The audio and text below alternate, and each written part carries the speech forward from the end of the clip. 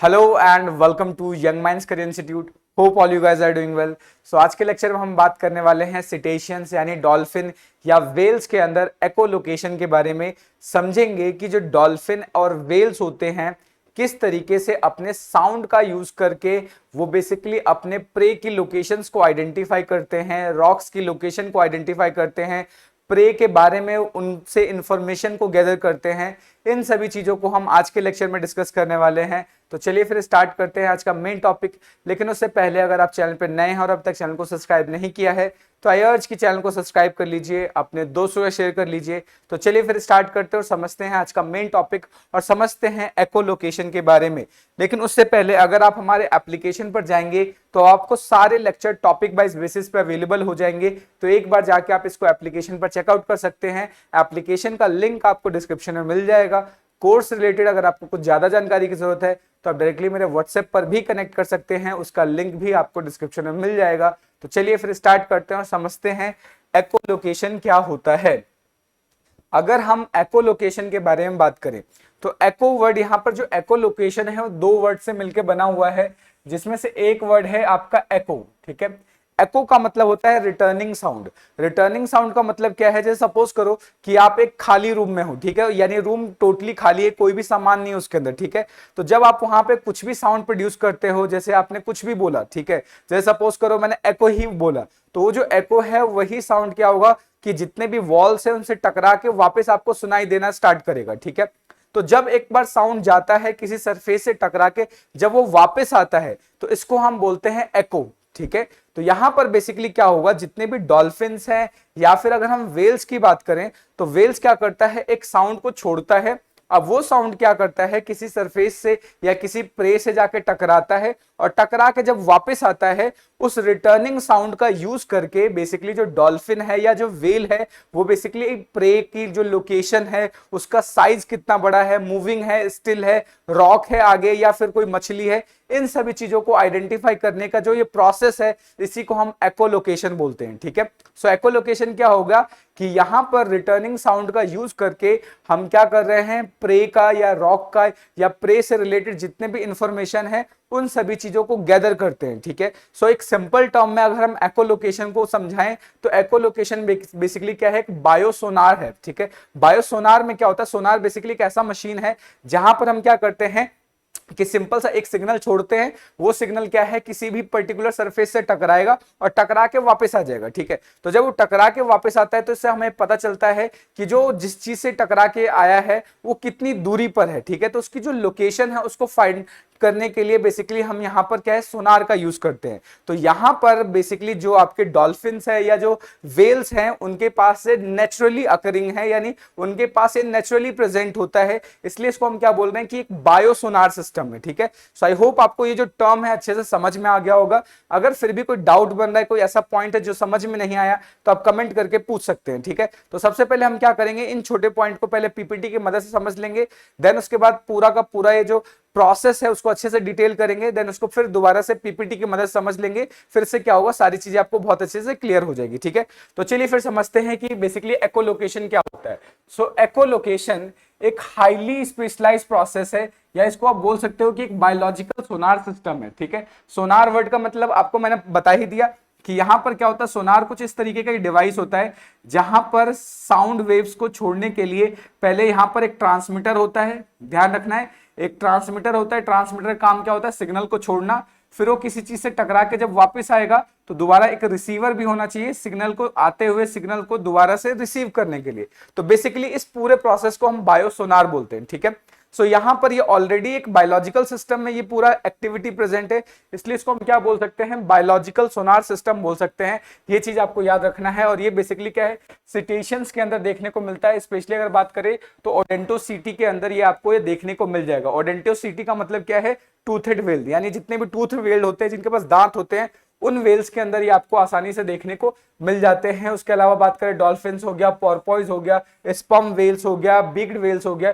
इन सभी के अंदर ये जो मैकेनिज्म है ये आपको देखने को मिलता है। ठीक है, नेक्स्ट अब क्या है, इस मैकेनिज्म के जरिए जो एनिमल है वो बेसिकली क्या कर सकता है कि अपने प्रे को, ठीक है, अपना जो प्रे है उसका उसको डिटेक्ट कर सकता है, उसको लोकेट कर सकता है। डिटेक्ट का मतलब पहले तो आइडेंटिफाई करेगा कि उतनी दूरी पर प्रे, प्रे का मतलब यहाँ पर क्या है, जिसको खाएगा, ठीक है, उसको प्रे बोल रहे हैं यहाँ पर। तो सबसे पहले क्या है कि जो प्रे है उसको डिटेक्ट करना हो गया, उसकी लोकेशन को आइडेंटिफाई करना हो गया, ठीक है, उसको डिस्क्रिमिनेट करना हो गया कि मतलब कितनी दूरी पे है, मूविंग है, स्टिल है। इन चीजों को करने का जो काम है वो आपका पूरा का पूरा एको-लोकेशन के थ्रू होता है, ठीक है। तो यहाँ पर ध्यान रखना है, ठीक है।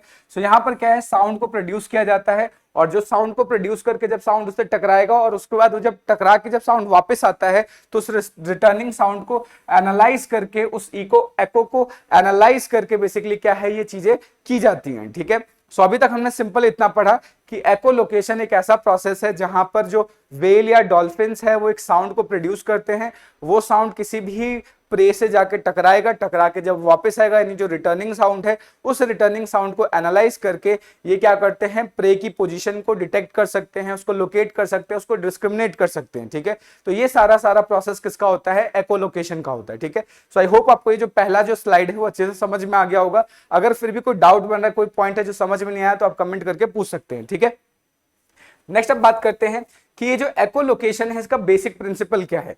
तो एको-लोकेशन का मतलब क्या है कि एको-लोकेशन का जो प्रोसेस है काम कैसे करता है, ठीक है। तो सबसे इंपॉर्टेंट चीज आपको ध्यान रखना है कि सबसे पहला स्टेप यहां पर होता है साउंड का प्रोडक्शन, क्योंकि जिस साउंड को मुझे छोड़ना है, जिसको आगे भेजना है, उसका प्रोडक्शन करना भी तो जरूरी है। तो सबसे पहला स्टेप क्या है, साउंड का प्रोडक्शन करना, ठीक है। अब साउंड का प्रोडक्शन कैसे करते हैं वेल्स या डॉल्फिन्स, इसको भी हम नेक्स्ट स्लाइड में डिस्कस करेंगे। फिलहाल अभी आपको ये पूरा बेसिकली जो प्रिंसिपल है इसको याद रखना है, ठीक है। तो मुझे साउंड को भेजने के लिए पहले साउंड का प्रोडक्शन करना जरूरी है। तो सबसे पहला स्टेप क्या होगा, साउंड को प्रोड्यूस करना, यानी साउंड का प्रोडक्शन। अब जैसे ही साउंड प्रोड्यूस हो चुका है, अब साउंड को मुझे फोकस करके एक फोकस पॉइंट से उसको रिलीज करना है। तो सब सेकंड स्टेप क्या होगा, साउंड को फोकस करना। अब जैसे साउंड फोकस हो चुका है, अब उसको हम क्या है, रफ वाटर या पानी के अंदर क्या करेंगे, उसको ट्रांसमिट करेंगे। अब जैसे ही पानी के अंदर वो ट्रांसमिट होगा, ट्रांसमिट होने के बाद किसी ऑब्जेक्ट से टकराएगा और वहां से रिफ्लेक्शन होगा, ठीक है। रिफ्लेक्शन होने के बाद जब वो रिफ्लेक्टेड साउंड वापस आएगा तो उस वापस साउंड को रिसेप्ट भी तो करना है, एक रिसेप्टर भी तो चाहिए जो रिटर्निंग साउंड को रिसेप्ट करे, तो एक रिसेप्शन चाहिए। और जैसे ही साउंड को रिसेप्ट कर लिया जाएगा तो उस रिटर्निंग साउंड का क्या होगा, न्यूरल प्रोसेसिंग होगा, यानी ब्रेन में उसको एनालाइज किया जाएगा कि ये जो आने वाला साउंड है वो किसका है, किस चीज से रिलेट करता है, ठीक है। सो क्या होगा, न्यूरल प्रोसेसिंग करेगा और उसके बाद फिर उसको आइडेंटिफाई कर लिया जाएगा। तो ये पूरा प्रोसेस बेसिकली हम एको-लोकेशन में यूज करते हैं। ये पूरा प्रोसेस होता कैसे है इसको अभी हम थोड़ी देर में डिटेल करेंगे नेक्स्ट स्लाइड के अंदर, ठीक है।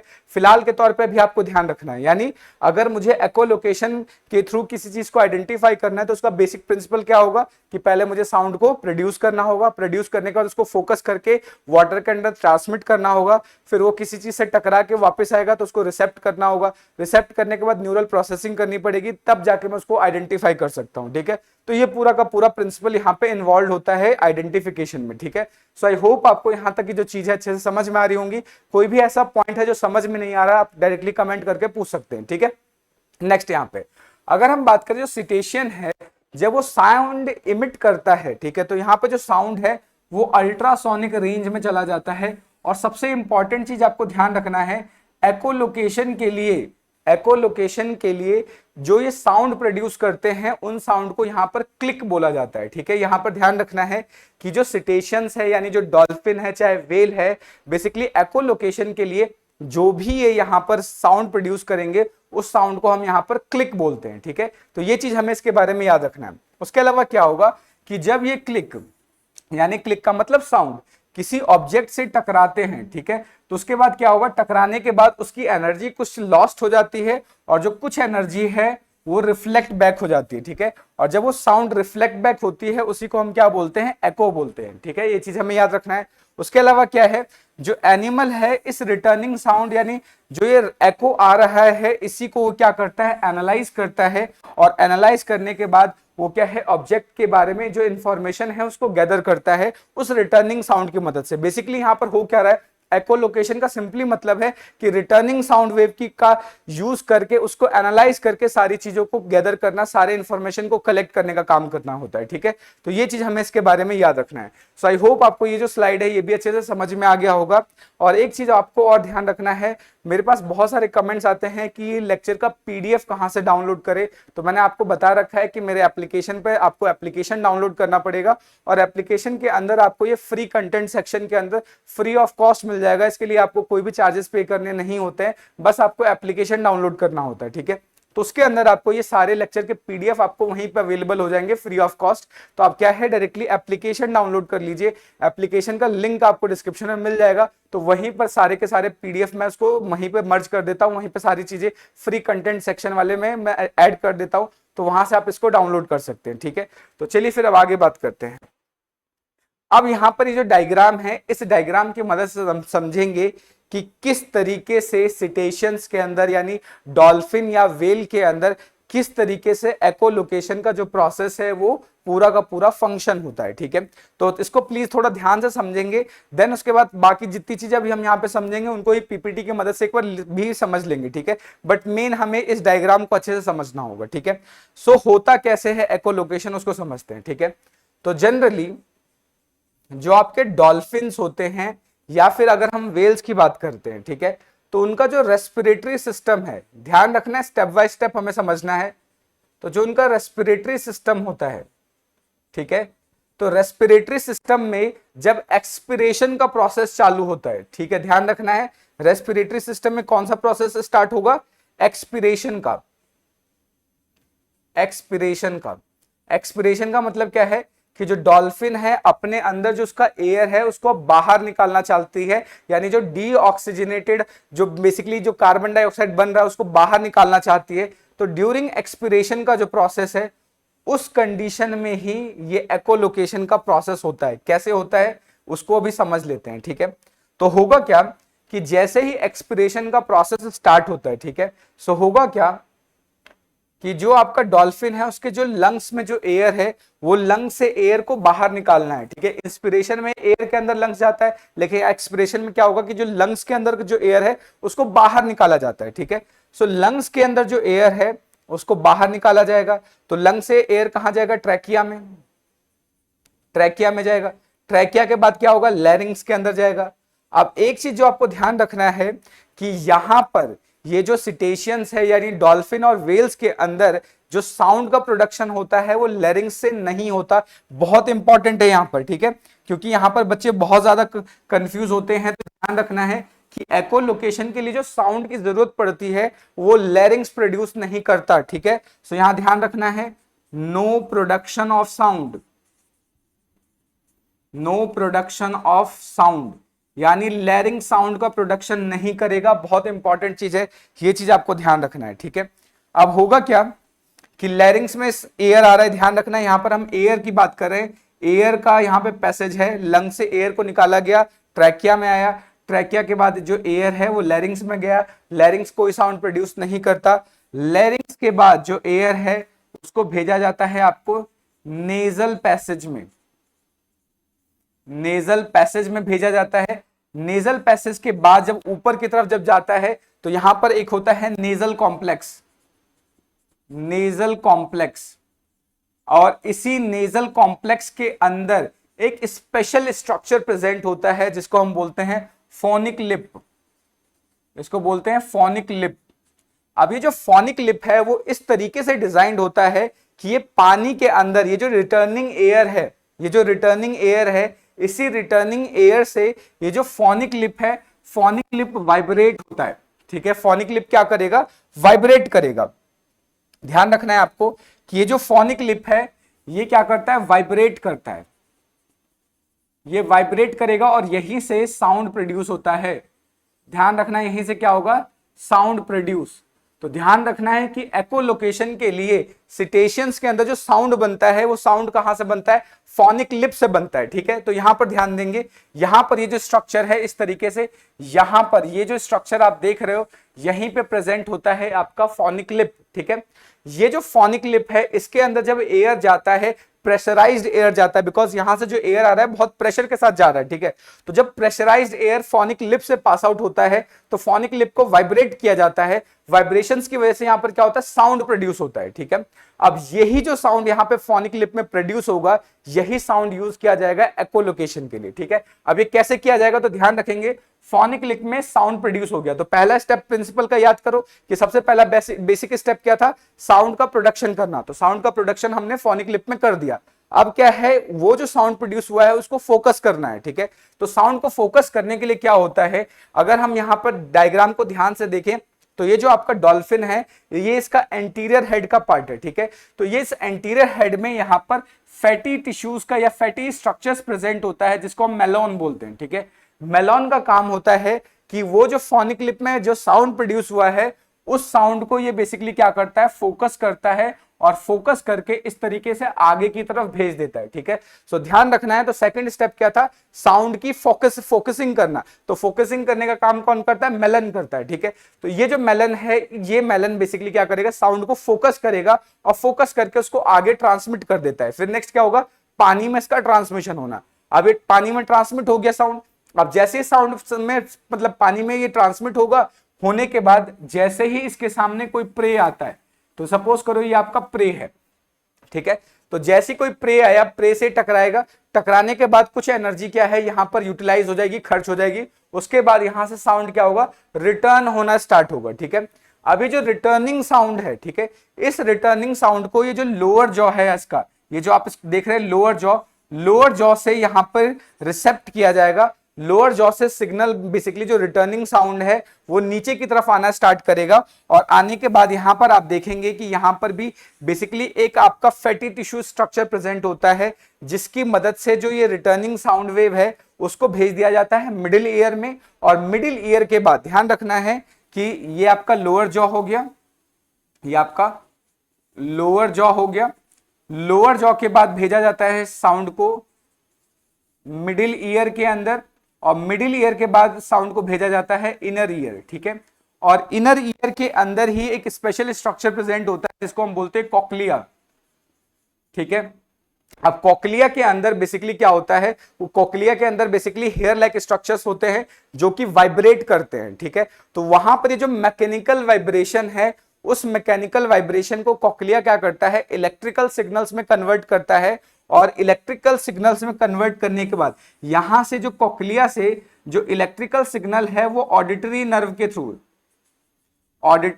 थ्रू ब्रेन के पास जाता है। ब्रेन उसको एनालाइज करता है और एनालाइज करने के बाद फिर वो क्या करता है, उस सिग्नल को डिटेक्ट कर लेता है। उस सिग्नल से वो चीजों को पता कर लेता है कि अच्छा ये जो प्रे है वो कितनी दूरी पर है, ठीक है।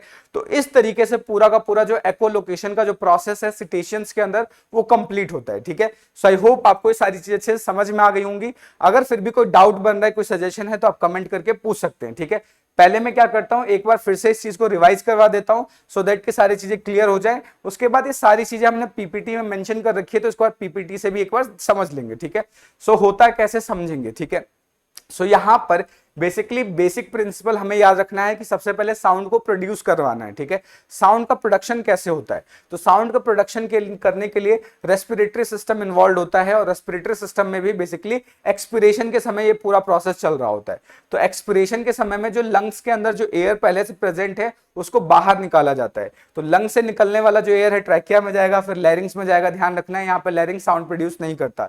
लैरिंग्स के बाद नेजल पैसेज में, फिर नेजल कॉम्प्लेक्स में जाएगा। नेजल कॉम्प्लेक्स के पास यहाँ पर एक फोनिक लिप प्रेजेंट होता है। ये फोनिक लिप ये क्या स्पेशल स्ट्रक्चर है जो कि साउंड प्रोड्यूस करेगा।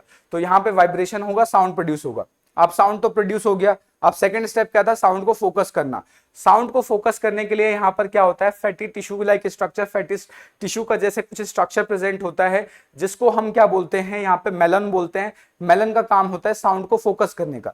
तो ये साउंड को फोकस करके क्या है, सिंपल सा वाटर के अंदर ट्रांसमिट कर देता है। जब यहाँ पे सिग्नल ट्रांसमिट होगा, किसी प्रे से टकराएगा, टकराने के बाद ये रिटर्निंग साउंड आएगा।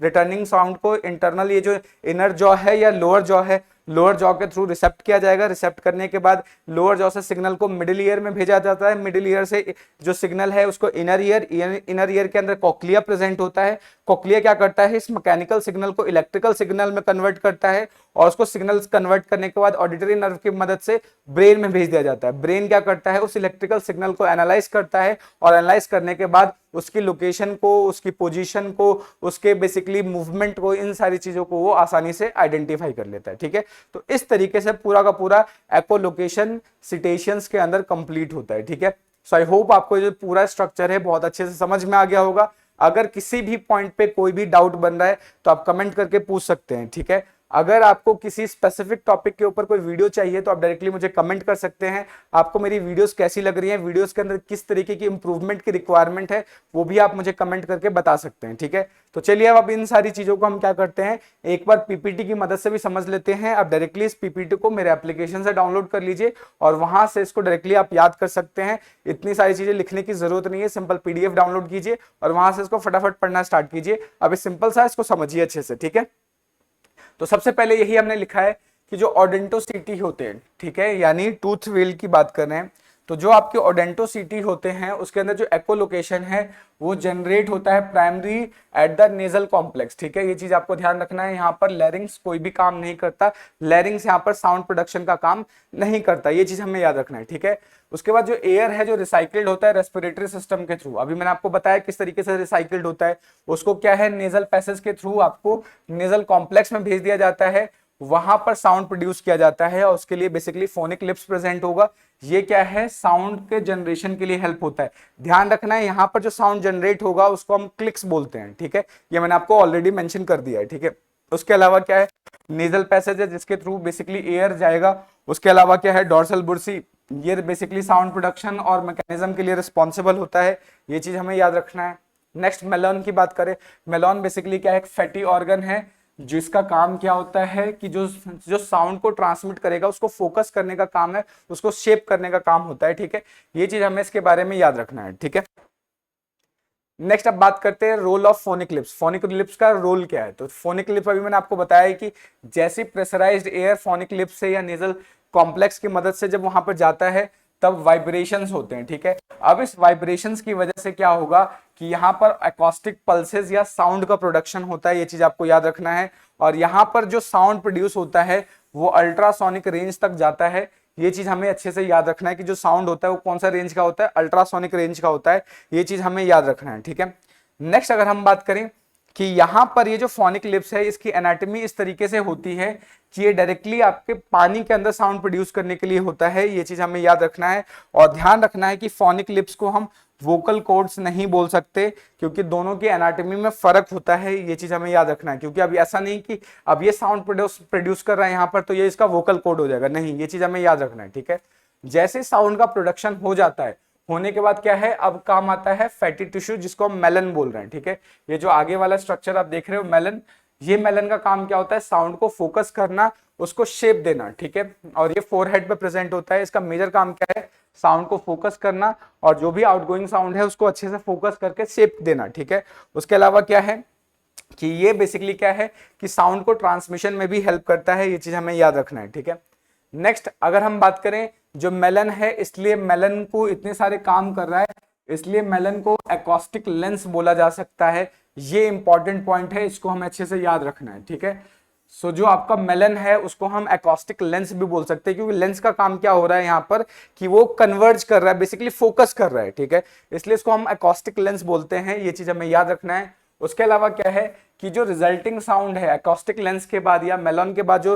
रिजल्टिंग साउंड है उसके रिलेटिवली जो डायरेक्शनल है वो सिंगल डायरेक्शन में मूव करना स्टार्ट कर देता है, ये चीज हमें इसके बारे में याद रखना है। ठीक है, नेक्स्ट अब बात करते हैं ट्रांसमिशन थ्रू वाटर, कि पानी के थ्रू इसका ट्रांसमिशन कैसे होता है। तो अगर हम बात करें जो फोकस क्लिक है, फोकस क्लिक का मतलब कि फोकस साउंड, क्योंकि मेलन क्या करता है उसको फोकस कर देता है, तो अभी जो फोकस साउंड है बेसिकली क्या है, वाटर के अंदर लॉन्गिट्यूडनल प्रेशर वेव की तरह चलता है। ठीक है, आपने क्लास 12th में फिजिक्स में पढ़ा होगा या 11th क्लास में पढ़ा होगा कि जो प्रेशर वेव्स होते हैं या जो लॉन्गिट्यूडनल वेव्स होते हैं वो कंप्रेशन और रेयर फ्रैक्शन में चलते हैं, क्योंकि लॉन्गिट्यूडनल वेव्स को चलने के लिए, प्रोपेगेट करने के लिए मीडियम की जरूरत पड़ती है। और यहाँ पे मीडियम क्या है, ऑलरेडी वाटर है, और वाटर के अंदर जो साउंड वेव है वो एयर के कंपैरिजन में बहुत अच्छा सा ट्रेवल कर सकता है, फास्टली ट्रेवल कर सकता है। ठीक है, सो बेसिकली अगर हम बात करें कि जो लॉन्गिट्यूडनल वेव्स होते हैं वो इस तरीके से कंप्रेशन और रेयर फ्रैक्शन की फॉर्म में चलते हैं। इस तरीके से आपने फिजिक्स में पढ़ा होगा, इसको कंप्रेशन बोलते हैं और इसको रेयर फ्रैक्शन बोलते हैं। तो यहां पर जो भी वो साउंड प्रोड्यूस करता है, जो भी साउंड आगे की तरफ पानी में चल रहा है, बेसिकली एक लॉन्गिट्यूडनल वेव की फॉर्म में चलता है। ठीक है, सो ध्यान रखना है लॉन्गिट्यूडनल वेव क्या होते हैं, ऐसे वेव्स जिनको प्रोपेगेट करने के लिए मीडियम की जरूरत पड़ती है और साथ के साथ वो कंप्रेशन और रेयर फ्रैक्शन की फॉर्म में ट्रेवल करते हैं। ठीक है, तो इनको प्रेशर वेव इसलिए बोलते हैं, जैसे सपोज करो अगर अभी समय मैं बोल रहा हूं तो मेरे मुंह के आगे जैसे हवा, बोलते समय हवा निकल रही है। ठीक है, तो इस समय एक प्रेशर जनरेट हो रहा है, इस तरीके से प्रेशर जनरेट हो रहा है। तो बेसिकली क्या होगा कि यहाँ पर जो साउंड कैसे आगे ट्रेवल करती है, ऐसे कंप्रेशन फिर rarefaction, compression rarefaction, compression rarefaction. इसी से क्या होता है कि कुछ दूरी के बाद जाने के बाद जो साउंड है वो डिम होना स्टार्ट हो जाती है, डिमिनिश हो जाती है। ये चीज हमें इसके बारे में याद रखना है। सो यहाँ पर जो भी साउंड चलेगी वो किसके फॉर्म में चलेगी, लॉन्गिट्यूडनल प्रेशर वेव, यानी इसको हम प्रेशर वेव भी बोल सकते हैं, बिकॉज यहाँ पर ये जो प्रोडक्शन हो रहा है प्रेशर की वजह से हो रहा है, एयर के प्रेशर, यानी एयर में प्रेशर जनरेट कर रहे हैं जिसकी वजह से चल रहा है। ठीक है, तो उसी तरीके से क्या होगा, यहाँ पे वाटर में भी प्रेशर जनरेट किया जाएगा, वाटर के भी मॉलिक्यूल के अंदर कंप्रेशन रेयर फ्रैक्शन होगा, जिसकी वजह से जो साउंड है वो आगे की तरफ ट्रेवल करता है। ठीक है, ये चीज हमें याद रखना है। ठीक है, और ये चीज मैंने अभी मेंशन कर ही दिया कि जो साउंड है वो वाटर में फास्टर ट्रेवल करता है देन एयर। ठीक है, उसके अलावा यहाँ पे जो एकॉस्टिक सिग्नल है वो क्या है, ऑब्जेक्ट से इनकाउंटर करता है, जैसे कि फिश हो गया, स्क्विड हो गया, अदर एनिमल्स हो गया, सी फ्लोर स्ट्रक्चर्स हो गया, रॉक हो गया, ऑब्स्टिकल हो गया, इनमें से किसी भी स्ट्रक्चर्स के साथ वो क्या है, बेसिकली जाके टकरा सकता है। ठीक है, ये चीज आपको याद रखनी है। नेक्स्ट आप बात करते हैं रिफ्लेक्शन ऑफ साउंड, यानी कि जब किसी ऑब्जेक्ट से जब साउंड टकरा जाता है, टकराने के बाद जब वो वापस आता है तब उसको हम बोल रहे हैं रिफ्लेक्शन ऑफ साउंड। ठीक है, तो जब रिफ्लेक्शन ऑफ साउंड होगा तो यहाँ पे जो रिटर्निंग साउंड है उसी को हम क्या बोल रहे हैं, एको बोल रहे हैं। और यही जो एको है, जो रिटर्निंग साउंड है, उसके ही जो कैरेक्टरिस्टिक स्ट्रेंथ है उसी के बेसिस पे बेसिकली आइडेंटिफाई किया जाता है कि जैसे सपोज करो स्ट्रेंथ बहुत ज्यादा है, इसका मतलब क्या है कि जो सामने जो प्रे है वो पास में है। अगर सपोज करो स्ट्रेंथ कम हो गई है, इसका मतलब क्या है, काफी दूर है। ठीक है, ये चीज हमें बताता है। जैसे सपोज करो कि अगर जो एको है उससे हमें डिस्टेंस ऑफ टारगेट पता चल जाता है, साइज ऑफ टारगेट पता चल जाता है, शेप ऑफ द टारगेट पता चल जाता है। ये चीज हमें इसके बारे में याद रखना है। ठीक है, उसके अलावा उसके ओरिएंटेशन के बारे में पता चल जाता है, उसके अकॉस्टिक प्रॉपर्टीज के बारे में पता चल जाता है, फ्रीक्वेंसी ऑफ कंपोजिशन, इन सब चीजों के बारे में हमें पता चल जाता है। यानी जो रिटर्निंग साउंड है वो हमें इन सभी चीजों के बारे में उसके बता देता है। ठीक है, तो ये चीज हमें याद रखना है। तो ये जो डायग्राम है, इसी डायग्राम को अभी हमने डिस्कस किया, तो एक बार इस डायग्राम को देख लो। ये आगे वाला क्या है, ये आपका फैटी टिश्यू है जिसको मेलन बोल रहे हैं। ठीक है, यही क्या करता है, साउंड को फोकस कर रहा है। उसके अलावा यहाँ पर ये फोनिक लिप्स है। फोनिक लिप्स का काम क्या है कि जो प्रेशराइज्ड एयर है, इस प्रेशराइज्ड एयर को की वजह से इसको वाइब्रेट करेगा, जिसकी वजह से क्लिक प्रोड्यूस होता है, यानी साउंड प्रोड्यूस होगा। यही साउंड को ये आगे फोकस कर देता है। ठीक है, बाकी रेस्ट ऑफ द साउंड क्या है, ब्लो होल की मदद से सब बाहर निकल जाता है। तो आपने कभी देखा होगा जो वेल होते हैं या डॉल्फिन्स होते हैं, उनके सर से सब पानी बहुत फव्वारे की साइड तेजी से निकल रहा होता है, तो उसको हम क्या बोलते हैं, ब्लो होल बोलते हैं। ठीक है, तो जो रिमेनिंग एयर है वो यहाँ से निकल जाता है। ठीक है, तो ये चीज हमें इसके बारे में याद रखना है। और यहाँ पे जब ये रिटर्न आ रहा होता है तो लोअर जॉ के थ्रू ये आता है एकॉस्टिक विंडो में, फिर मिडिल ईयर में, मिडिल ईयर से इनर ईयर, फिर कॉकलिया, कॉकलिया में वाइब्रेट होने के बाद ब्रेन में चला जाता है, सिग्नल को एनालाइज कर लेता है। ठीक है, तो इस तरीके से पूरा प्रोसेस हो रहा होता है। नेक्स्ट है रिसेप्शन ऑफ एको, यानी जो रिटर्निंग साउंड है उसको रिसेप्ट कैसे किया जाता है। ठीक है, तो जो रिटर्निंग साउंड है उसको रिसीव करने के लिए मेनली क्या होता है, लोअर जॉ होता है, जैसे मैंने आपको बताया ही था। उसके बाद क्या है, लोअर जॉ, उसके बाद रेदर देन क्या होगा, सिंपल एक्सटर्नल ओपनिंग होगा। ठीक है, उसके बाद क्या है, लोअर जॉ के अंदर आपको एक फैट बॉडीज देखने को मिलता है जो एफिशिएंटली जो एकॉस्टिक एनर्जी है उसको मिडिल ईयर और फिर देन इनर ईयर में ट्रांसमिट कर देता है। तो लोअर जॉ से एकॉस्टिक बॉडीज के पास जाएगा। ठीक है, एकॉस्टिक के पास जाएगा, एकॉस्टिक के पास मिडिल ईयर, मिडिल ईयर के बाद इनर ईयर, इनर ईयर के अंदर कॉकलिया। ये सिंपल सा सीक्वेंस आपको याद रखना है। जो चीज मैंने अभी आपको बताई है वही सारी चीजें मैंने यहाँ पे मेंशन कर रखी है। ठीक है, तो जैसे ही यहाँ पर जाएगा वहां पर क्या होगा, सिटेशियंस के अंदर सिंपल सा जो कोक्लिया है, कोक्लिया बेसिकली उसके अंदर जो वाइब्रेशंस होते हैं उसी के बेसिस पे हम एनालाइज कर पाते हैं कि क्या चीजें हो रही हैं, ठीक है। तो ये चीज हमें याद रखना है। तो पाथवे की बात करें तो जो एको है वो लोअर जॉन में जाएगी, फिर एकॉस्टिक फैट में जाएगा, फिर मिडिल ईयर, फिर इनर ईयर, इनर ईयर के अंदर कोक्लिया के अंदर, उसके बाद क्या है ऑडिटरी नर्व की मदद से ब्रेन में जाएगा और ब्रेन फिर उसको क्या करता है, एनालाइज करता है, ठीक है। ये चीज हमें इसके बारे में याद रखना है। नेक्स्ट यहाँ पे ध्यान रखना है कि जो कोक्लिया है, कोक्लिया के अंदर मैकेनिकल वाइब्रेशंस होते हैं जिसको इलेक्ट्रिकल सिग्नल में कन्वर्ट कर दिया जाता है और यही इलेक्ट्रिकल सिग्नल बेसिकली क्या है, ब्रेन तक भेजा जाता है ऑडिटरी नर्व के थ्रू, और ऑडिटरी नर्व के थ्रू जब वो जाएगा तो वहां पर बेसिकली क्या है, उस सिग्नल को एनालाइज किया जाता है और एनालाइज करने के बाद ब्रेन उसको कंपेयर करता है कि वो जो कैरेक्टरिस्टिक सिग्नल है उसको कंपेयर करके वो आइडेंटिफाई करता है कि जो ऑर्गेनिज्म है या जो उसका टारगेट है, जो प्रे है, कितनी दूरी पर है, उसकी डिस्टेंस कितनी है, उसका कैरेक्टरिस्टिक कैसा है, ओरिएंटेशन कैसा है, शेप कैसा है, इन सारी चीजों को वो आइडेंटिफाई कर लेता है, ठीक है। अब यहाँ पर ये सारी चीजें होती कैसे हैं उसको समझते हैं, ठीक है। तो सपोज करो कि ये यहाँ पर हमारे पास एक सिटेशन है, तो मान लेते हैं कि यहां से यहां तक की ये जो दूरी है मान लेते हैं 10 मीटर है, तो 10 मीटर साउंड को जाने में लगा और 10 मीटर आने में लगा, यानी टोटल जो डिस्टेंस साउंड ने ट्रेवल की है वो कितनी की है, 20 मीटर कवर की है, ठीक है। ये चीज आपको याद रखना है। तो जनरली हम डिस्टेंस निकालते कैसे हैं, तो आप लोगों ने इक्वेशन ऑफ मोशन पढ़ा होगा, तो डिस्टेंस इज इक्वल टू क्या होता है, स्पीड इनटू टाइम, आपने पढ़ी रखा है क्या होता है, स्पीड इनटू टाइम। तो अब देखो कि पहले साउंड गया और फिर साउंड आया, तो साउंड को 2 बार ट्रेवल करना है, लेकिन हमें क्या चाहिए, सिर्फ रिटर्निंग एको चाहिए, सिर्फ रिटर्निंग एक साइड वाला चाहिए। तो जनरली हम यहां पर क्या करेंगे, इसे 2 से डिवाइड दे देंगे, ठीक है। 2 से डिवाइड इसलिए दिया गया है बिकॉज यहां पर ये क्या है, ये स्पीड इनटू टाइम से हम दोनों साइड का कंपेयर करते हैं, लेकिन हमें तो सिर्फ और सिर्फ क्या चाहिए, रिटर्निंग साउंड का चाहिए। हम जो भेज रहे हैं उसकी वैल्यू नहीं लेनी है, हमें सिर्फ रिटर्निंग वाला चाहिए, क्योंकि हमें तो सिर्फ एको चाहिए, इसलिए यहां पर हम क्या करते हैं, 2 से डिवाइड दे देते हैं। ये चीज आपको याद रखना है। सो अगर बेसिकली मुझे डिस्टेंस फाइंड आउट करना है कि मेरा प्रे कितनी दूरी पर है, तो उसके लिए फॉर्मूला क्या होगा, speed of sound into echo delay divided by 2, यानी इसको आप बोल सकते हो speed into time divided by 2। Divided by 2 हम इसलिए कर रहे हैं बिकॉज हमें सिर्फ एक ही पाथ का चाहिए, दोनों पाथ का नहीं चाहिए, हमें सिर्फ और सिर्फ रिटर्निंग साउंड के बारे में ही बात करनी है, जो हमने भेजा है उस साउंड के बारे में डिस्कस नहीं करना है, ठीक है। तो ये चीज हमें इसके बारे में याद रखना है। नेक्स्ट, एको इंटेंसिटी। अब यानी जो एको है जब वो वापस आ रही होती है उसकी इंटेंसिटी कितनी है। अगर सपोज करो एको की इंटेंसिटी बहुत ज्यादा है, इसका मतलब क्या है, वो पास में ही है, तभी तो बहुत जितनी तेज हमने भेजा तुरंत बहुत तेजी से वापस आ गया। अगर मान लेते हैं कि ऑब्जेक्ट बहुत दूर है, तो जो रिटर्निंग है उसको आने में थोड़ा समय लगेगा, उसकी इंटेंसिटी में डैम्पिंग होना स्टार्ट हो जाएगी। तो अगर इंटेंसिटी हाई है, यानी जो रिटर्निंग एको है उसकी इंटेंसिटी बहुत ज्यादा है, इसका मतलब क्या है कि जो प्रे है या जो कोई ऑब्जेक्ट है वो काफी पास में है। लेकिन अगर उसकी जो इंटेंसिटी है बहुत कम हो गई है, इसका मतलब वो काफी दूर पे है, ठीक है। सिंपल सी चीज है जो हमें याद रखना है, तो इसको आप पीपीटी की मदद से पढ़ सकते हो, ठीक है। नेक्स्ट है frequency of the characteristic. Frequency के बेसिस पे हम क्या क्या फाइंड आउट करते हैं, टारगेट के बारे में पता कर सकते हैं, सरफेस के बारे में पता कर सकते हैं, साइज हो गया, मूवमेंट हो गया, रिलेटिव ओरिएंटेशन हो गया, इन सभी चीजों के बारे में पता कर सकते हैं, ठीक है।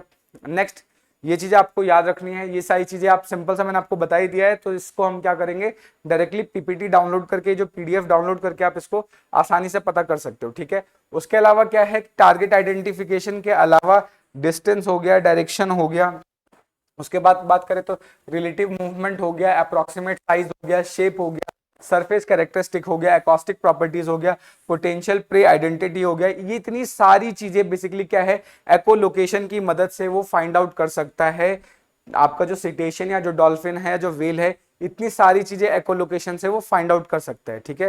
तो इसी के साथ जो हमारा आज का जो लेक्चर है एको लोकेशन इन सिटेशन, वो यहीं पे कंप्लीट होता है। होप आपको सारे पॉइंट्स अच्छे से क्लियर हो गए होंगे। अगर फिर भी कोई डाउट बन रहा है, कोई सजेशन है, तो आप कमेंट करके पूछ सकते हैं। मिलते हैं नेक्स्ट वीडियो में, तब तक के लिए जय हिंद दोस्तों, थैंक यू।